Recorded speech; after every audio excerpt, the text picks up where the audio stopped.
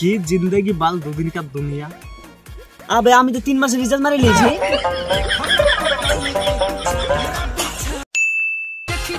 ভাই ধরে এলেন আপনি গরিব আছেন। এই ধরার কি আছে, আমি গরিবই তো।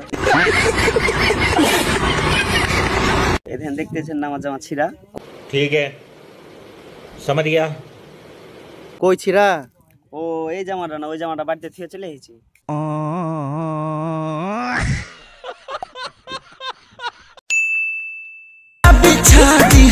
বিয়ের পর মোটা হবে এমনও স্বপ্ন নিয়ে বেঁচে আছে হাজারো ছেলে মেয়ে, জীবনে মোটা হবে না।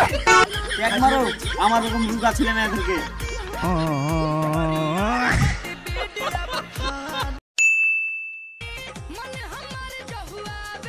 অনেক ভাবে চিন্তে দেখনু। अच्छा জীবনে টাকায় সবকিছু না, ठीक है। খুচরো পয়সা গেলেনও দরকার।